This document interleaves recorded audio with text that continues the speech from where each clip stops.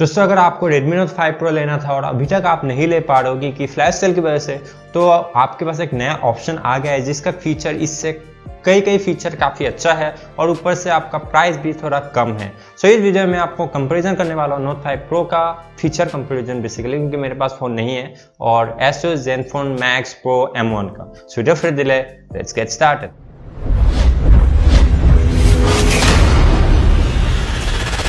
Hey people, welcome back. My name is Bhargav और आप देख रहे हैं एक्सपर्टीज बिट्स। अगर आपको अनबॉक्सिंग रिव्यूज इस टाइप के वीडियोस देखना है तो चैनल को सब्सक्राइब कर लो, साथ में बेल आइकन दबा लो ताकि आपसे एक भी वीडियो मिस ना हो। तो सबसे पहले बात करते हैं सीपीयू की। तो सीपीयू में आपको दोनों में आपको स्नैपड्रैगन 636 जो लेटेस्ट था वो मिल जाता है। बात करते हैं रैम की, तो 4GB रैम Note 5 Pro में मिलता है और 6GB जिसमें DDR4 मिलता है, और Asus में 3GB और 4GB रैम का ऑप्शन है। अब DDR4 है कि नहीं ये पता नहीं है क्योंकि मेंशन नहीं है। और बात करते हैं इसके स्टोरेज की, इसमें आपको मतलब Asus में आपको मिल जाता है 32 और 64GB दो वेरिएंट। मतलब ऐसा होगा 3GB रैम 32 स्टोरेज और 4GB रैम 64GB स्टोरेज। तो अब Redmi Note 5 Pro के बारे में आपको पता है। मेन बात यहाँ पे ये है कि Asus दे रहा है एक डेडिकेटेड SD कार्ड स्लॉट जिसमें आप 2TB तक स्टोरेज एक्सपैंड कर सकते हो। 2 सिम तो लगेगा ही, साथ में एक मेमोरी कार्ड भी लग जाएगा जिसके कारण आपका स्टोरेज हो जाएगा ह्यूज। यहाँ पे डिस्प्ले की बात करते हैं तो दोनों में आपको 5.99 इंच का फुल HD प्लस डिस्प्ले मिलता है जो कि आजकल ट्रेंड है, और Note 5 Pro में राउंडेड कॉर्नर आपको कुछ ज्यादा मिलता है जो कि Asus में थोड़ा कम मिलता है। 18:9 एस्पेक्ट रेशियो है, नो डाउट।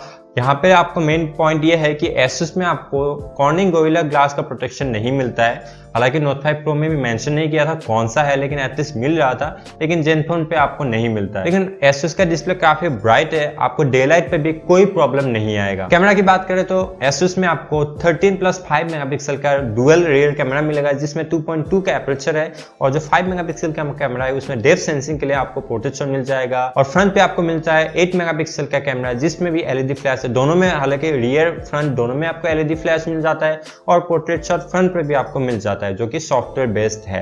लेकिन Note 5 Pro में फ्रंट कैमरा थोड़ा ज्यादा अच्छा था, तो आप खुद ही सोच लो आपके लिए क्या प्रायोरिटी रखता है। Asus ने यहाँ पे ये काम अच्छा किया है कि जो Note 5 Pro में बम्पर था, कैमरा बम्पर, जिसके कारण फ्लैट सरफेस पे आप फोन को रखते हो तो हिलता रहता था, लेकिन Asus में ऐसा नहीं है। आप देख सकते हो जो बम्पर दिया गया है काफी मतलब है ही नहीं, ऑलमोस्ट नेग्लिजिबल, जिसके कारण आपका कैमरा स्क्रैच ये सब नहीं प्रॉब्लम आएगा। लेकिन Asus ने कर दिया बैटरी के मामले में बहुत ही कमाल, क्योंकि 5000 mAh की बैटरी दे दी है जो कि बहुत ही ह्यूज है। बोल रहा है कि 2 दिन बैटरी बैकअप दे देगा विदाउट एनी इशू, तो ये बहुत ही बड़ा थम्स अप है मेरी तरफ से। यहाँ पे आपको बात क्लियरली बता दूं कि स्नैपड्रैगन सीपीयू सपोर्ट तो कर लेता है क्विक चार्ज का, लेकिन यहाँ पे आपको वही पुराना ट्रेडिशनल माइक्रो USB पोर्ट मिल जाता है, और क्विक चार्ज का फिलहाल तो सपोर्ट नहीं है Asus में, तो शायद आने वाला अपडेट्स में इसको इनेबल कर दे। ये फोन में आपको Android 1 मिल जाता है जो कि 8.1 ओरियो है, मतलब स्टॉक एंड्रॉइड आपको मिल जाएगा, कोई ब्लोटवेयर नहीं है, कुछ नहीं है, आप आराम से स्टॉक एंड्रॉइड का मजा उठा पाओगे। ये एक्सक्लूसिवली फ्लिपकार्ट में अवेलेबल है, 3 मई से इसका सेल स्टार्ट हो जाएगा। तो अगर आपको वीडियो चाहिए कि ये फोन कैसे ग्रैब कर ले पहली सेल में,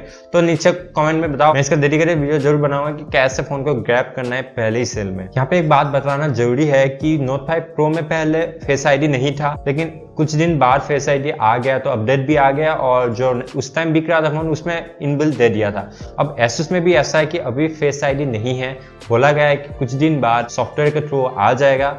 और यहाँ पे बात करते हैं कुछ अदर प्रॉब्लम की। फिंगरप्रिंट सेंसर Asus वालों ने बोला था कि 0.3 सेकंड के अंदर खुल जाता है, लेकिन काफी लैगी है, 1-1.5 सेकंड लग जाता है इसको खोलने में, तो आपको यहाँ पे नोट करना है। और यहाँ पे प्राइस की बात करें तो 10,999 पे आपको 3GB रैम 32GB स्टोरेज, और 12,999 पे आपको मिल जाता है 4GB रैम और 64GB स्टोरेज। मतलब 1000 रुपए सस्ते में आपको ये वाला वेरिएंट मिल रहा है जो Note 5 Pro में मिल रहा है। बहुत ही अच्छी बात है, एटलीस्ट Asus एक अच्छा काम किया प्राइस को कम रख के। अगर 15,000 से ज्यादा रख देता तो कोई डाउट ही नहीं था मन पे, सब लोग Note 5 Pro ही ले लेता, लेकिन एटलीस्ट अब ऐसा हो गया है कि शायद Note 5 Pro नहीं मिला है तो Asus की तरफ हम लोग जा पाएंगे। तो दोस्तों आप बताओ कि आपको कौन सा फोन अच्छा लगा। हालांकि बहुत सारे लोगों ने अभी अनबॉक्सिंग रिव्यू ये सब बना दिया है, मैंने बस ये कंपैरिजन किया फीचर में। क्या Asus का ये नया फोन जस्टिफाई करेगा? अभी यार नाम तो बहुत लंबा रख दिया है, Asus Zenfone Max Pro M1।